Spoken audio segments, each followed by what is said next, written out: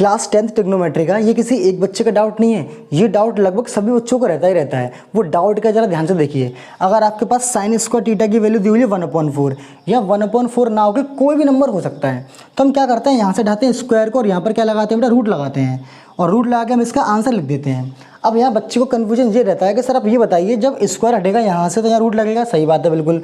तो यहाँ पर प्लस माइनस आता है कि बेटा यहाँ पर क्या आता है, प्लस आता है और माइनस आता है। तो आप ऑलवेज जो होता है आप हमेशा प्लस वाली वैल्यू को ही क्यों लेते हो, आप नेगेटिव वैल्यू को क्यों नहीं लेते। ये डाउट हर बच्चे को रहता है और वो इस डाउट के चक्कर में उसका बहुत ज़्यादा दिमाग खराब हो जाता है। तो देखिए बेटा, ये सारे के सारा जो खेल है ना, ये आपका क्वाड्रेंट का खेल होता है। आप जितनी भी ट्रिग्नोमेट्री स्टडी करते हो वो सारी की सारी 4 क्वाड्रेंट पे बेस्ड होती है।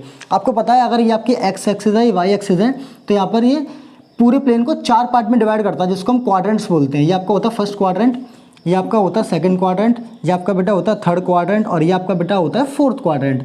अब बेटा ये जो क्वाड्रेंट होता है ना, इसमें जो एंगल होता है वो 0 डिग्री से लेकर 90 डिग्री के बीच का होता है। यहाँ जो भी एंगल आप लोगे वो 0 डिग्री से 90 डिग्री के बीच का एंगल लिया जाता है। जब सेकंड क्वाड्रेंट में आते हो तो यहाँ जो एंगल लिया जाता है वो 90 डिग्री से लिया जाता है 180 डिग्री के बीच में, और यहाँ जो एंगल लिया जाता है वो लिया जाता है बेटा 180 डिग्री से बड़ा और 270 डिग्री से छोटा। और फोर्थ क्वाड्रेंट में जो एंगल लिया जाता है वो लिया जाता है 270 से बड़ा और 360 डिग्री से छोटा।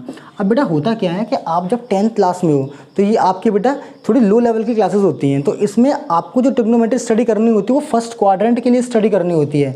सेकंड, थर्ड और फोर्थ के लिए आप हायर क्लास में जाकर स्टडी करते हो, मतलब 11th क्लास में जब आप जाओगे तब इन सारी चीज़ों को आप पढ़ोगे।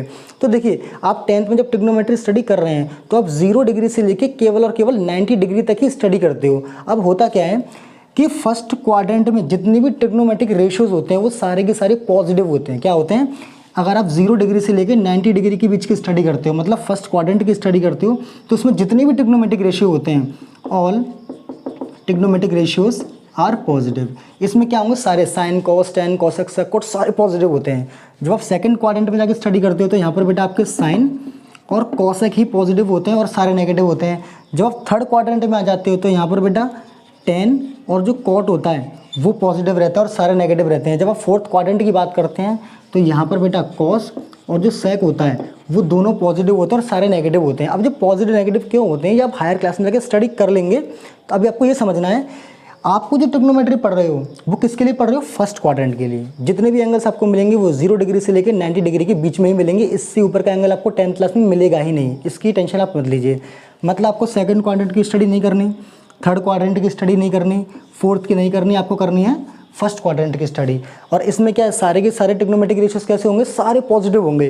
तो आप नेगेटिव वैल्यू तो उनकी ले ही नहीं सकते। जरा ध्यान से देखिए, साइन स्क्वायर थीटा की वैल्यू कितनी है, 1/4 है। जैसे ही मैं यहाँ से हटाऊंगा स्क्वायर तो यहाँ लगाऊंगा रूट, तो मैं क्या करूँगा, दोनों वैल्यू लूँगा ही नहीं, मैं यहाँ मैं प्लस माइनस लिखूंगा ही नहीं, क्योंकि मुझे पता है ना कि साइन थीटा जो होगा वो पॉजिटिव वैल्यू ही देगा। क्योंकि हम जो ट्रिग्नोमेट्री स्टडी कर रहे हैं वो कहाँ से कहाँ स्टडी कर रहे हैं, 0 डिग्री से लेके 90 डिग्री के बीच में। भले यहाँ पर एंगल के बारे में कुछ दिया हो या ना दिया हो, आपको हमेशा इसकी पॉजिटिव वैल्यू ही लेनी है। ऐसा इसीलिए क्योंकि 10th क्लास में ट्रिग्नोमेट्री 0 से 90 डिग्री के लिए ही पढ़ते हैं, तो इसीलिए आपको इसमें पॉजिटिव वैल्यू लेनी होती है, नेगेटिव वैल्यू नहीं लेनी होती। तो मुझे लगता है कि आपको ये जो डाउट है ये आपको बिल्कुल ख़त्म हो चुका होगा।